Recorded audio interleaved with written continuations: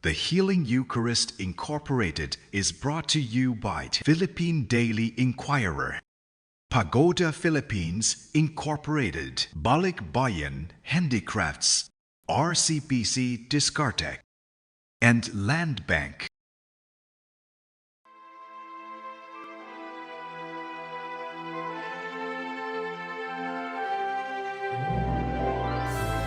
This is my body. This is the cup of my blood.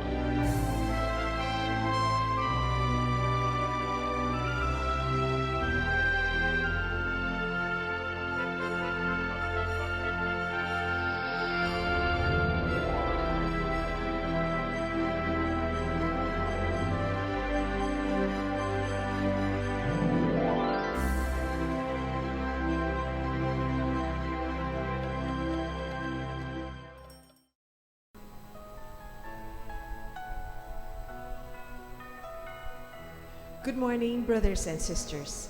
Today we celebrate the 6th Sunday of Easter. The Healing Eucharist Incorporated and the SVD Secretariat for Social Communications, in cooperation with ABS-CBN, Pagoda Philippines Incorporated, RCBC Discartec, BIR Region 9 Laquimar, and Balikbayan Handicrafts, celebrate with you this Holy Mass. Our Mass presider is Reverend Father Glenn Paul Gomez, SVD. We now begin our celebration.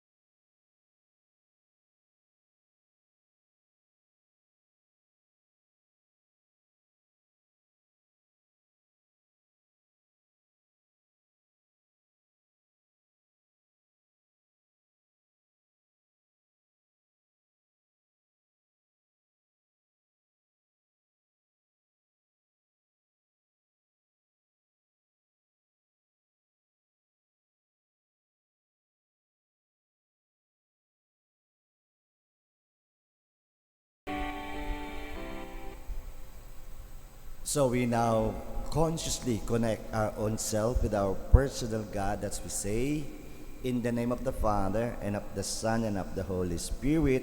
Amen. The grace of our Lord Jesus Christ, and the love of God, and the communion of the Holy Spirit be with you all.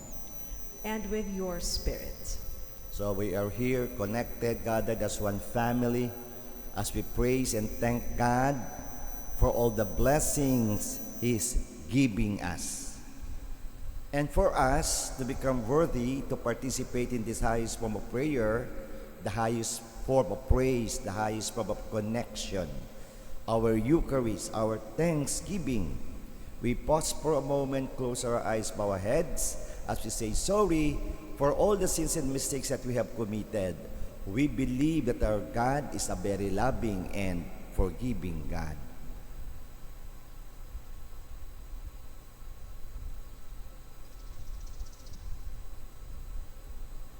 You were sent to heal the contrite of heart. Lord, have mercy. Lord, have mercy. You came to call sinners. Christ, have mercy. Christ, have mercy. You are seated at the right hand of the Father to intercede for us. Lord, have mercy. Lord, have mercy. May Almighty God have mercy on us, forgive us our sins, and bring us to life which is everlasting. Amen.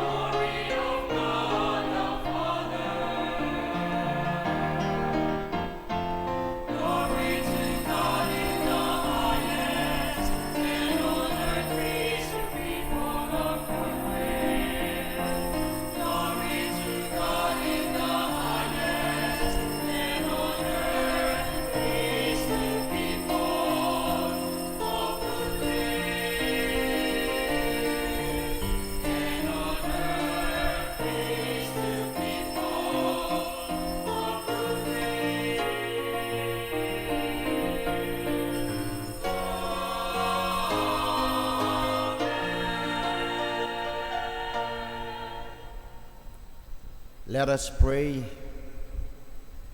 Grant, Almighty God, that we may celebrate with heartfelt devotion these days of joy, which we keep in honor of the risen Lord, and that what we relieve in remembering, we may always hold to in what we do. To our Lord Jesus Christ, your Son, who lives and reigns with you in the unity of the Holy Spirit, one God, forever and ever. Amen. The Liturgy of the Word. The Samaritan's reception of the faith and the gift of the Holy Spirit means that salvation is offered to all peoples, regardless of race and belief. The first reading.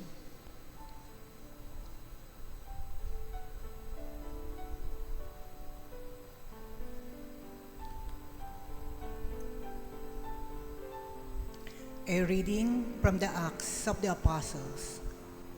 Philip went down to the city of Samaria and proclaimed the Christ to them. With one accord, the crowds paid attention to what was said by Philip. When they heard it and saw the signs he was doing, for unclean spirits, crying out in a loud voice, came out of many possessed people, and many paralyzed or crippled people were cured. There was a great joy in that city. Now, when the apostles in Jerusalem heard that Samaria had accepted the word of God, they sent them Peter and John, who went down and prayed for them, that they might receive the Holy Spirit, for it had not yet fallen upon any of them. They had only been baptized in the name of the Lord Jesus. Then they laid hands on them, and they received the Holy Spirit. The word of the Lord. Thanks be to God.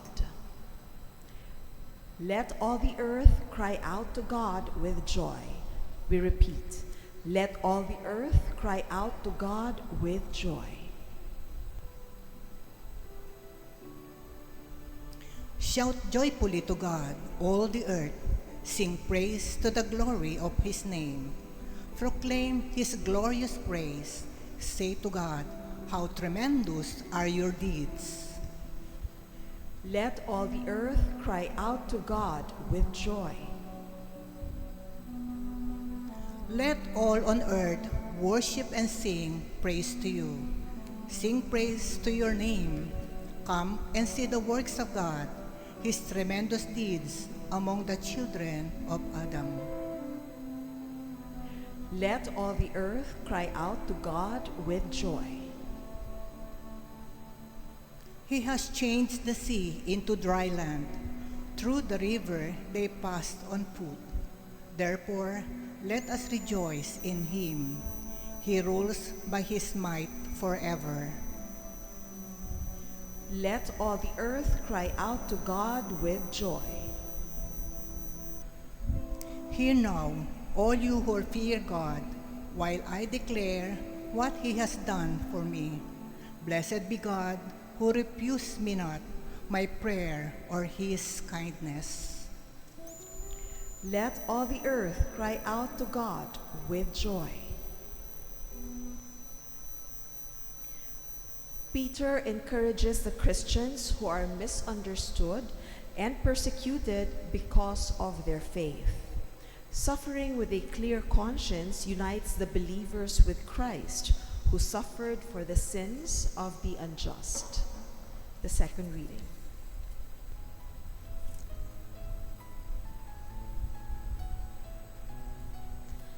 A second reading is taken from the first letter of St. Peter. Beloved, sanctify Christ as Lord in your hearts. Always be ready to give an explanation to anyone who asks you for a reason for your hope, but do it with gentleness and reverence, keeping your conscience clear, so that when you are maligned, those who defame your good conduct in Christ may themselves be put to shame. For it is better to suffer for doing good, if that be the will of God, than for doing evil. For Christ also suffered for sins once, the righteous for the sake of the unrighteous, that he might lead you to God. Put to death in the flesh, he was brought to life in the Spirit. The word of the Lord. Thanks be to God. We now honor the Holy Gospel.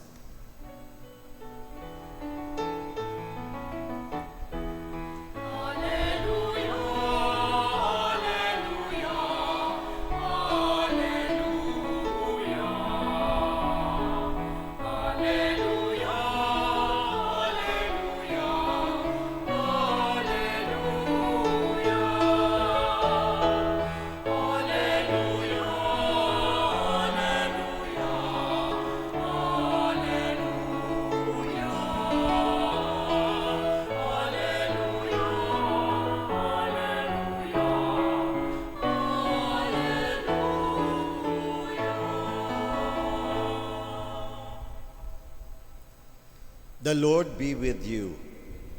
And with your spirit. A reading from the Holy Gospel according to John. Glory to you, O Lord.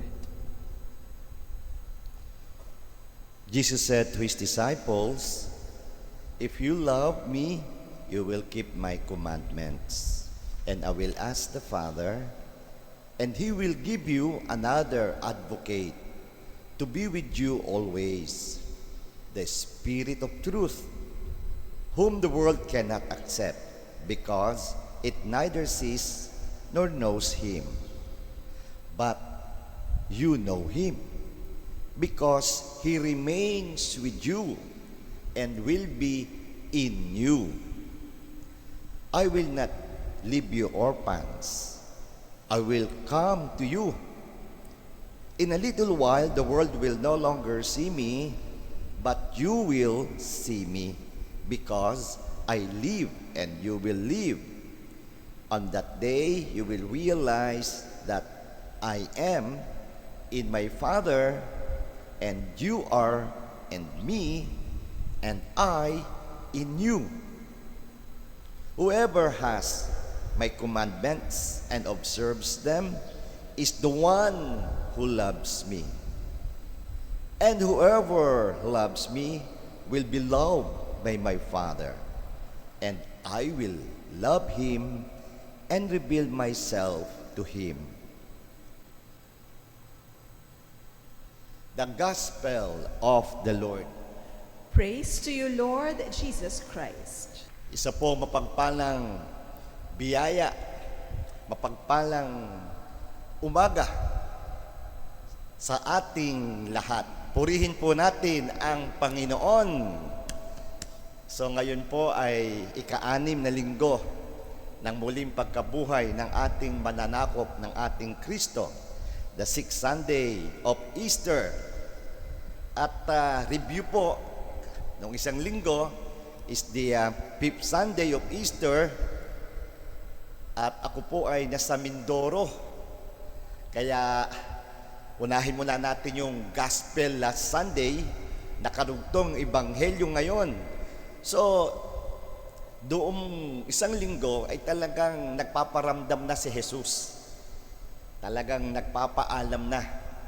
At ang sabi niya sa John 14 verse 1, "Don't let your hearts be troubled. Have faith in God, have faith also in me." Huwag kayong mabalisa. Manalig kayo sa Diyos. Manalig din kayo sa akin. Talagang marami pa rin po ang mga pangyayari. Ito nga, yung ating pong isa sa mga cameramen, si Carlito Valdez, and we call him Otit. Lagi siyang umiikot, cycling, gumigising ng alas 5 ng maaga, pero isang araw, sa pagbabike niya, natumba at yun. Yan, kaya sa init, namamatay, hindi lang tao, ang daming halaman, mga hayop, kaya pakisabi nga sa katabi, ingat lang. So huwag tayong mabalisa, manalig tayo sa Diyos.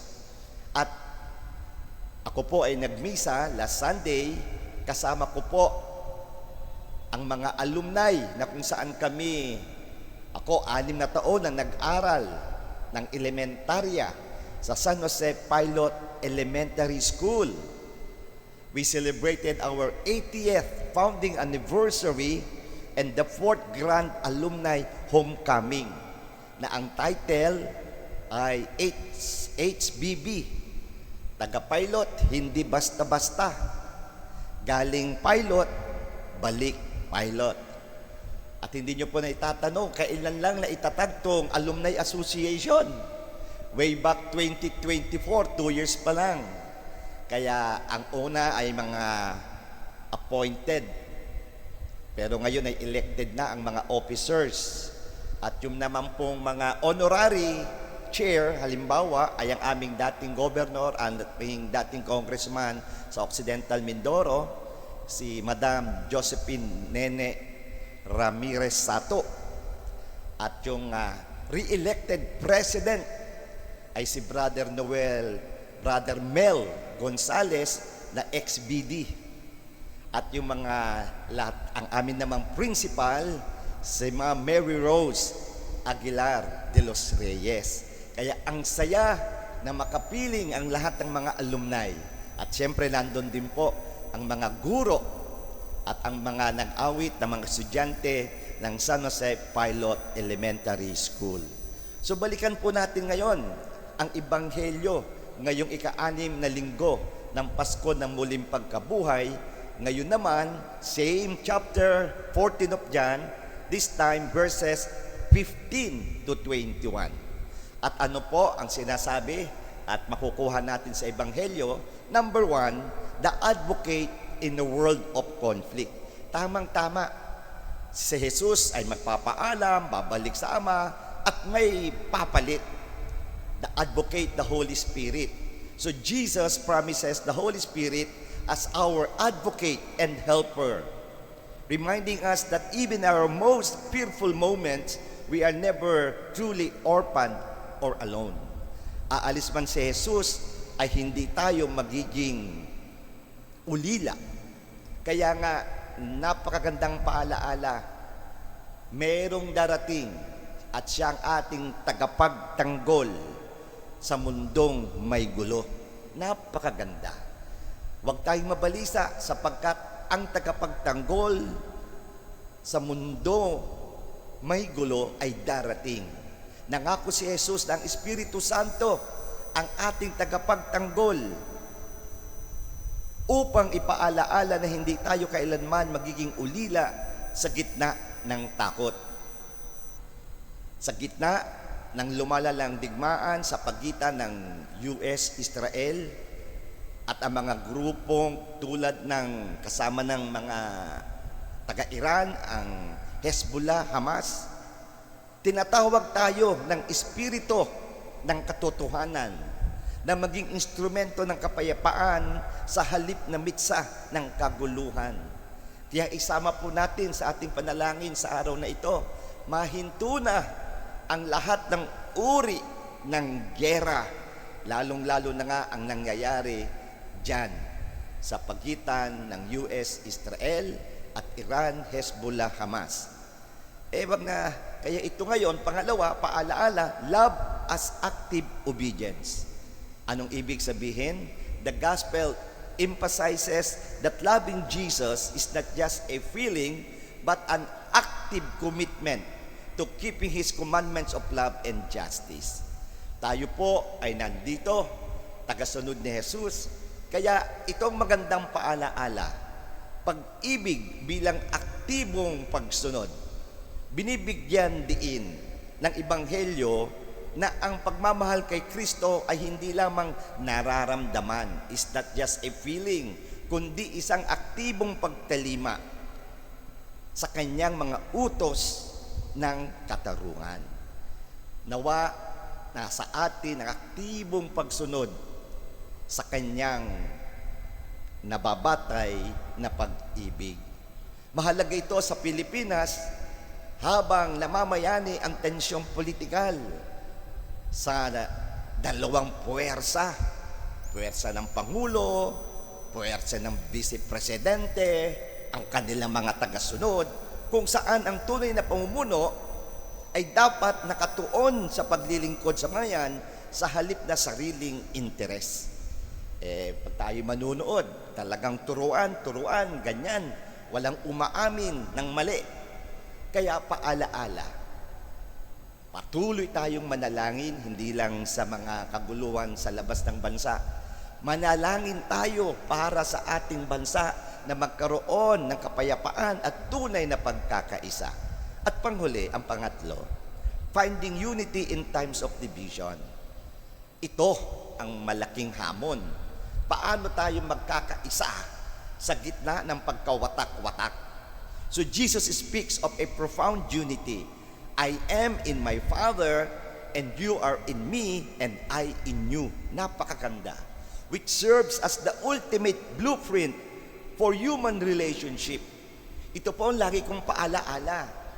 Pag meron nga tayong mga reunion, katabi ko nga si General Ray Lanyada. Sabi niya kanya-kanya tayong pagtingin, paniniwala, sana magrespeto. At ang dagdag ko, tayo'y magkakaisa. Hindi tayo dapat, Tita Linda, Dr. Elizabeth, di ba? Hindi tayo tututok sa tao. Tumutok tayo sa Diyos. Tumutok tayo kay Jesus. Doon tayo magkakaisa. Ito ang blueprint for human relationship, one with God. Even kung iba-iba yung pangalan ng Diyos, Allah, para sa mga Muslim, Yahweh, para sa mga Hudyo, sa ating God the Father, the Blessed Trinity. Pero isang Diyos, the Creator. Ito ang pagkahanap ng pagkakaisa sa gitna ng pagkakahati. Nagsalita si Jesus tungkol sa malalim na pagkakaisa natin sa Kanya at sa Ama, na siyang dapat maging batayan ng ating pakipagkapwa-tao. Kung mahal natin ang Diyos, mahal natin si Allah, mahal natin si Yahweh, tayo ba'y magpapatayan? Hindi. There's only one Creator, and we call Him by our different nakagisnan dahil sa kultura na iba ang pangalan. Kaya sa panahon, ang mga digmaang pangdaigdig at higwaang lokal ay nagbabantang sumira sa ating lipunan, ang Espiritu Santo ang nagbibigay sa atin ng lakas na piliin ang pag-uusap kaysa sa pakikipag-away. Kaya ito lagi natin sinasabi sa larangan ng yung diplomatic way of resolving conflict, hindi sa dahas. Ang pagkaya at ang susunod naman po ng mga solemnidad o pagdiriwang ay magdadala rin sa atin sa pagkakaisa. Halimbawa, ngayong linggong ito, ika-6, next Sunday po ay the Ascension, the Feast of the Ascension, ang pag-akyat ni Jesus sa langit. Pakisabi sa katabi, aakyat ka rin. Ayan, Kaganda. Anong ibig sabihin yon? Dapat tayong umakyat. Hindi dapat dito lamang sa lupa nakatuon, kundi nakatuon sa langit. At si Jesus nga, sa kanyang pagpapaalam, kaya nga, next Sunday, ito yung tinatawag nating 40 days Pero ginawa ng puro Sunday ang celebration. So, Ascension. And then after that, after ng Ascension, Pentecost, 50 days naman. So, kaya after Ascension, ang pagbaba ng banal na Espiritu Santo. At kung sasabihin natin sa theology, may mga nagsasabi, ang resurrection, ascension, at Pentecost is a single event. In fact, Einstein already mentioned that yesterday, today, and tomorrow are just illusions. Hindi. Kung titingnan daw natin ngayon, there is only eternal now. Wow, ang ganda, no? Pero tayo, dahil sa ating utak, at ngayon, with this supercomputer, yan na. Talagang makikita natin ngayon the unity, yung pagkakaisa ng kahapon ngayon at bukas, it's a single moment. So, pagbaba ng banal na Espiritu Santo, that's the birth of the church. And then what is the Sunday after that? The Blessed Trinity. Kaya ang maganda, tayo 2 dimension lang ang kaya natin. Pero ngayon, 3 dimension. Pati nga ang printing ngayon, 3D na.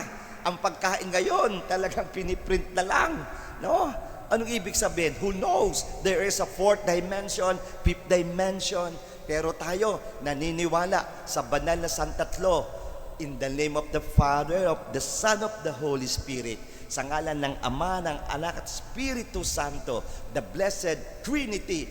Sunday after that, the Feast of Corpus Christi, at ito yun, the body and blood of Christ. Kaya kung gusto natin, sabi nga, ayan sa doktora, di ba? Kung ano ang iyong kakanin, ikaw ay magiging. Kung ano yung finifeed natin sa ating utak, sa ating puso, tayo ay magiging.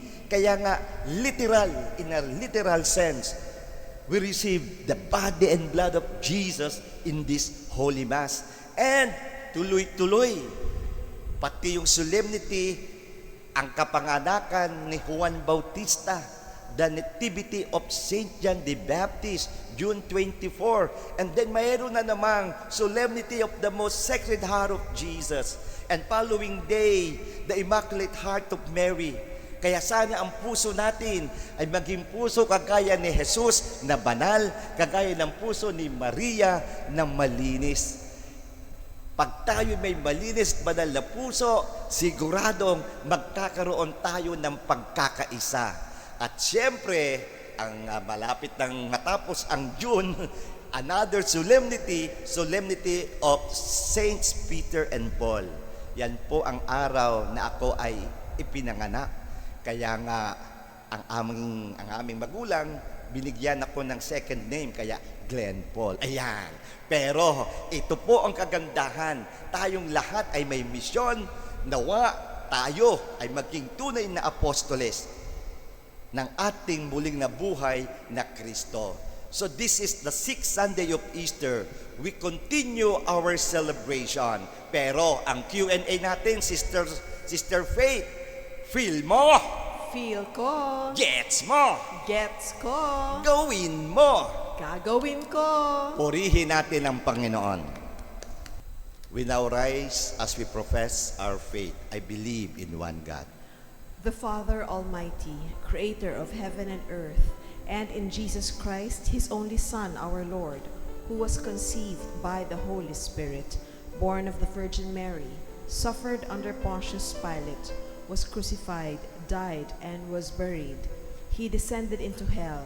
On the third day, he rose again from the dead. He ascended into heaven, and is seated at the right hand of God, the Father Almighty. From there he will come to judge the living and the dead. I believe in the Holy Spirit, the Holy Catholic Church, the communion of saints, the forgiveness of sins, the resurrection of the body, and life everlasting. Amen. Brethren, let us approach the gracious throne of our loving Father and present to Him our needs as well as those of the Church of God. With confidence, we pray. Hear us, O Lord. Lord, may Pope Leo, bishops, priests, deacons, religious and lay leaders be compassionate shepherds and protectors of God's people through the inspiration and power of the Holy Spirit, we pray. Hear us, O Lord. Lord, may those who carry out the task of leadership and service in society and in government be moved by Jesus' commandment of love and apply it faithfully, their life and service. We pray. Hear us, O Lord.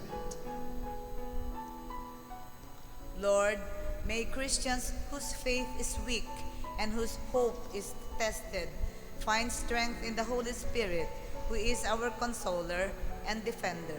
We pray. Hear us, O Lord. Lord, in this special year of Saint Francis of Assisi, may we share his longing for peace and concord among ourselves and among all peoples. We pray. Hear us, O Lord. Lord, may those who are sick and at the door of death receive your comfort, so that they may not fear but hold on to Christ, who died to give life for all of us. We pray. Hear us, O Lord. For all missionaries who are left home, country, and family to proclaim the gospel to all nations, may the Lord protect them, their communities, and fulfillment in their apostolate. May the Lord reward them in this life and in the life to come for their sacrifices and generosity for the kingdom, we pray. Hear us, O Lord.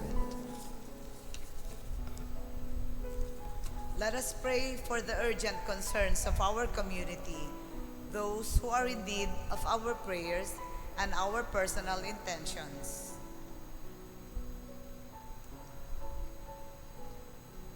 We pray. Hear us, O Lord. Lord, look with kindness on the petitions we bring before you, May your Holy Spirit make our hearts open to you. This we ask through Jesus Christ, our Lord. Amen. The Liturgy of the Eucharist.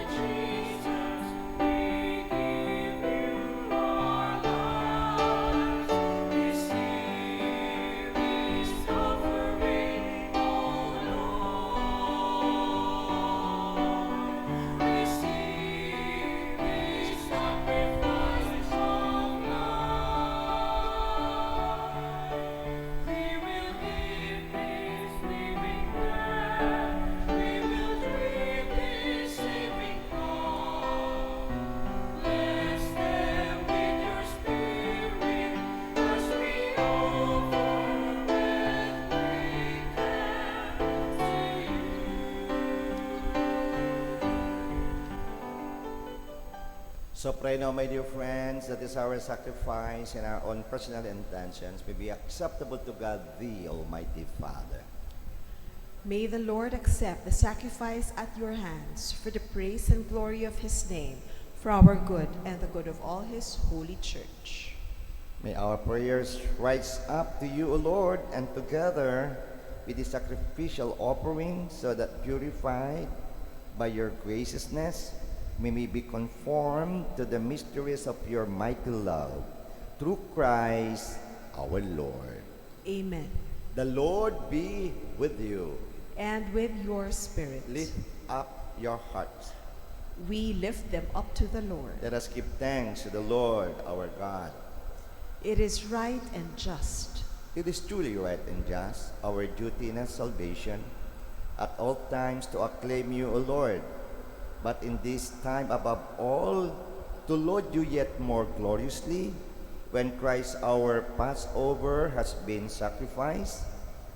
By the oblation of his body, he brought the sacrifices of old to fulfillment in the reality of the cross, and by commending himself to you for our salvation, showed himself the priest, the altar, and the lamb of sacrifice. Therefore, overcome with paschal joy, every land, every people exalts in your praise, and even the heavenly powers with the angelic host sing together the unending hymn of your glory as they acclaim.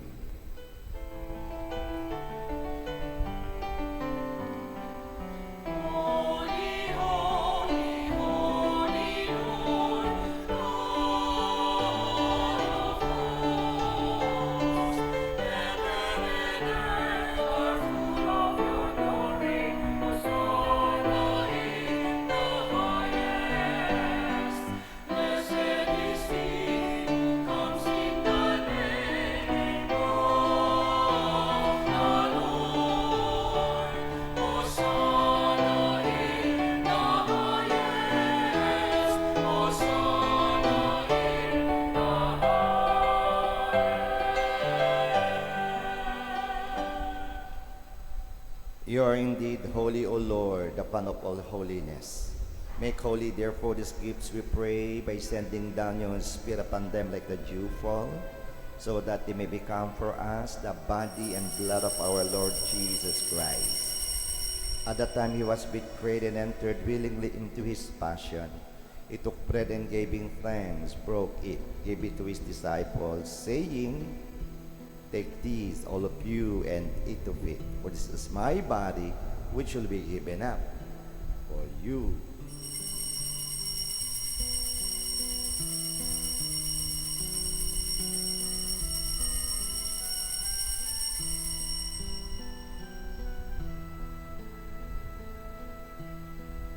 In a similar way, when supper was ended, he took the chalice and once more giving thanks, he gave it to his disciples, saying, "Take this, all of you, and drink from it, for this is the chalice of my blood, the blood of the new and eternal covenant, which be poured out for you and for many for the forgiveness of sins.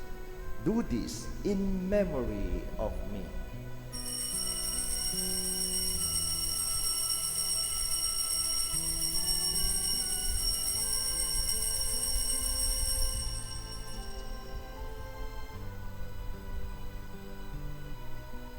The mystery of faith.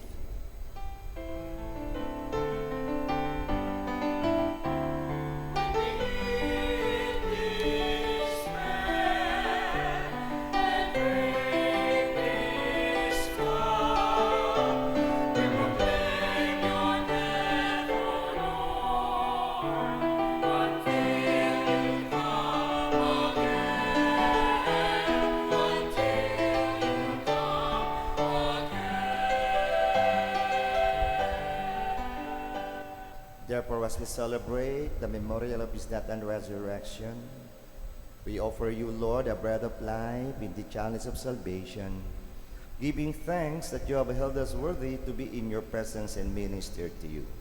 Humbly we pray that partaking of the body and blood of Christ we be gathered into one by the Holy Spirit. Remember, Lord, your church spread throughout the world and bring her to the fullness of charity. Together with Leo, our Pope, Elias, our Bishop, and all the clergy, the religious, your entire people. Remember also our sisters and brothers who have fallen asleep in the hope of the resurrection, in all who have died in your mercy. Welcome them into the light of your face. Have mercy on us, O Lord, we pray, that with the Blessed Virgin Mary, Mother of God, with the blessed apostles, and all the saints, Saint Arno Janssen, Saint Joseph Reynadimetz, Blessed Helena, Blessed Josepa, the SBD martyrs, and all your saints who have pleased you throughout the ages, we may merit to be co-heirs to eternal life, and may praise and glorify you to your Son, Jesus Christ. Through him and with him and in him, O God, Almighty Father, in the unity of the Holy Spirit, all glory and honor is yours forever and ever.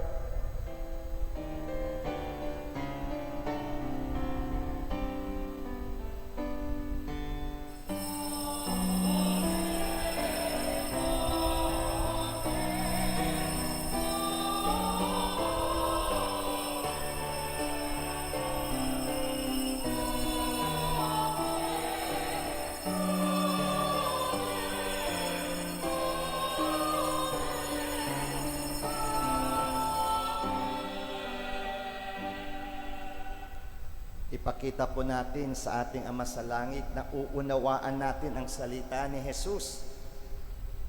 Ang Diyos ay nasa atin, ang banal na Espiritu Santo, mismo ang ating Panginoong Kristo, at ganun din ang lahat nasa Diyos sa kay Jesus. Kaya atin ngayong awitin ang dasal na tinuro sa atin ng ating Panginoong Hesus Kristo.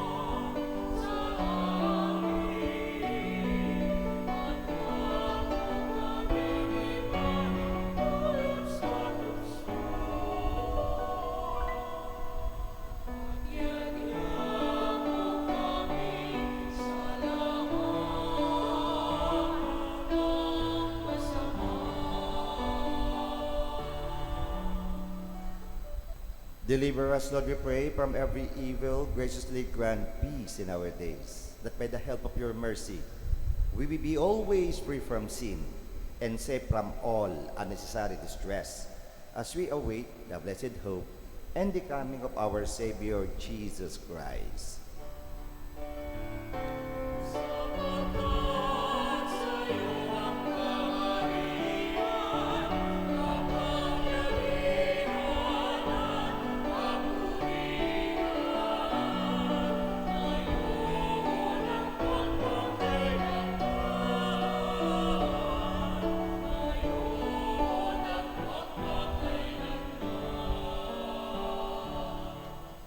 Lord Jesus Christ said to the apostles, "Peace I leave you, my peace I give you."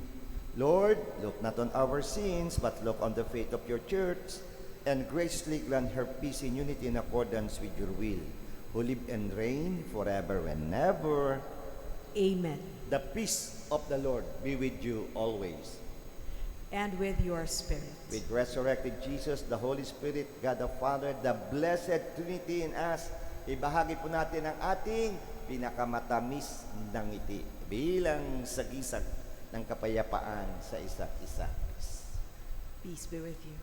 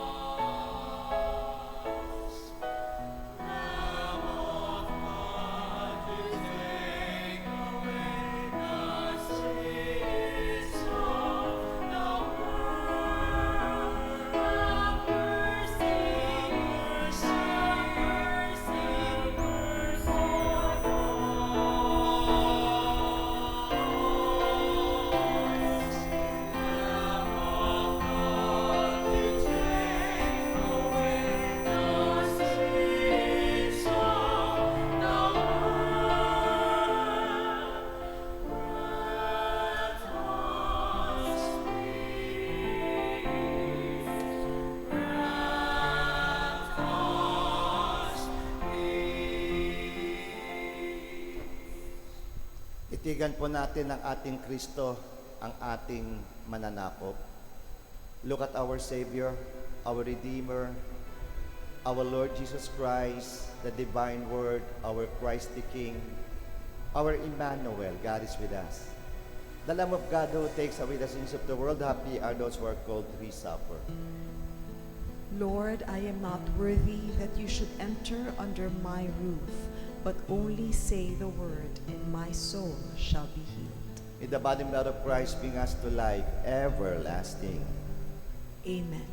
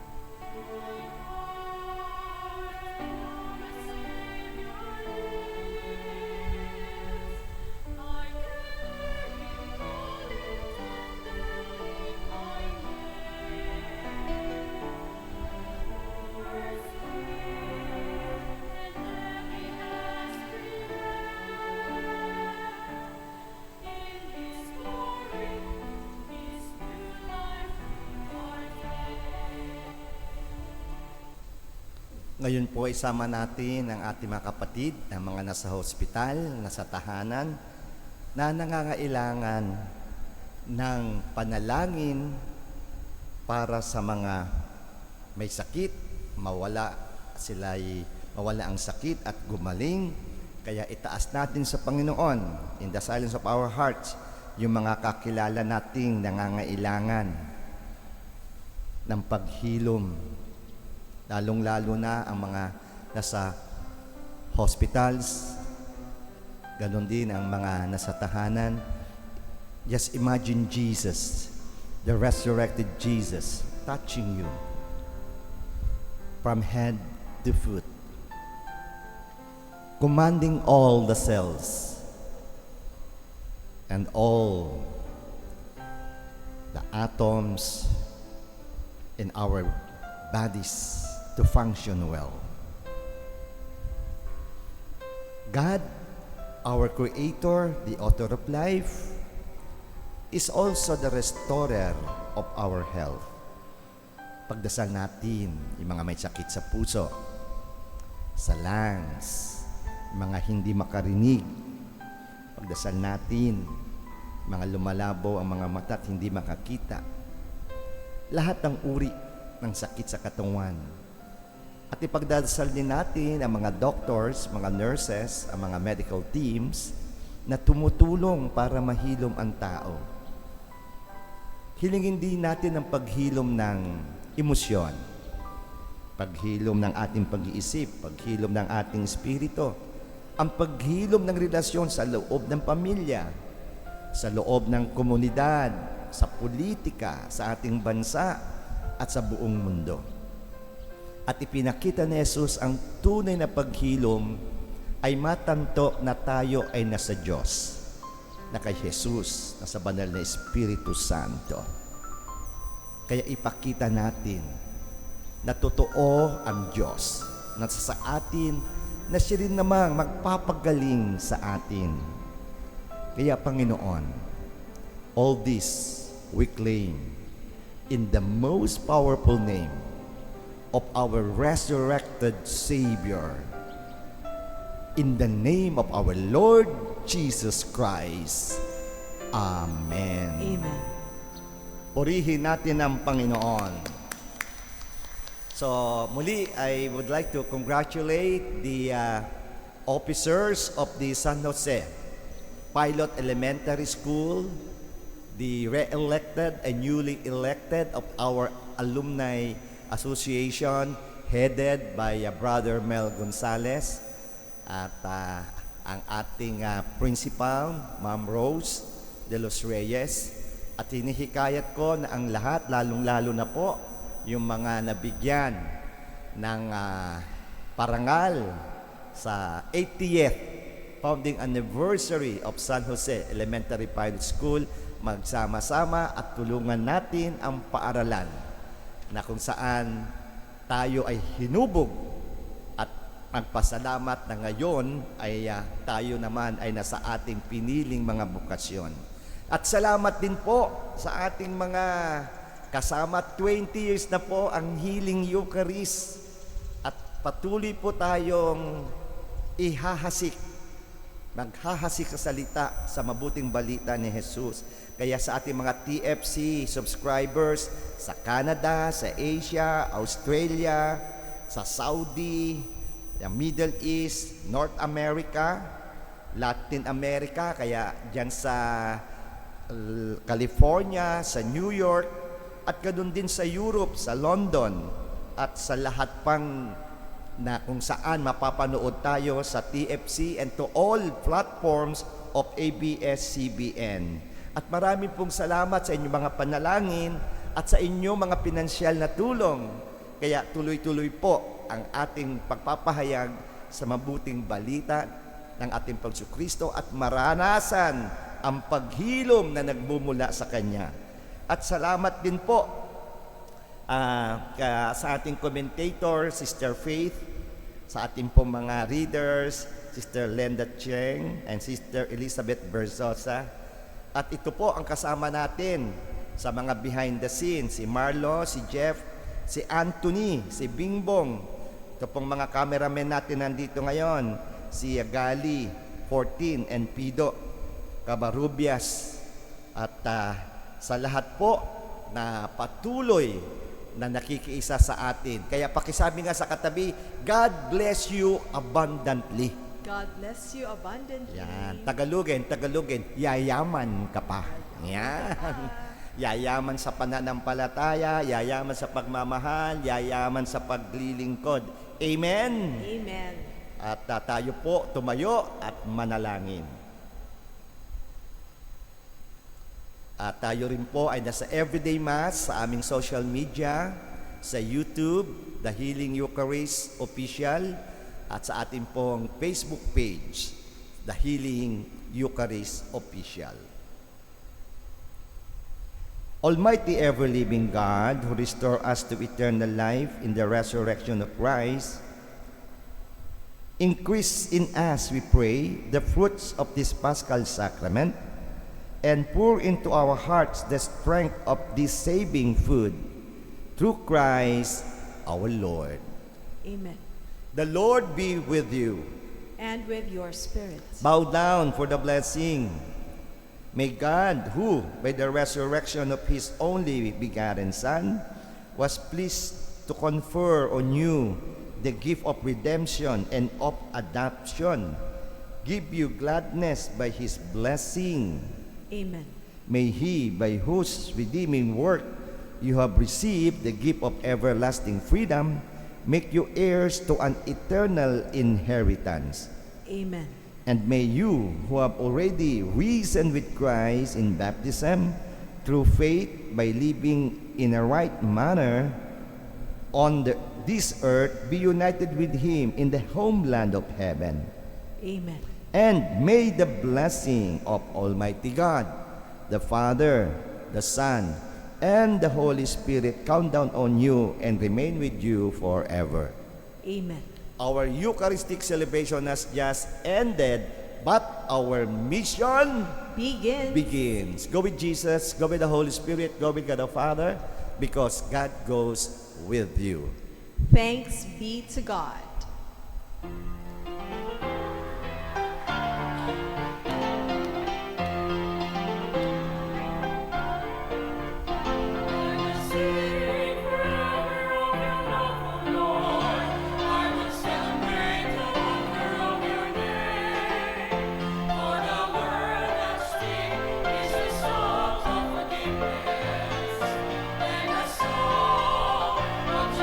Mercy and of peace.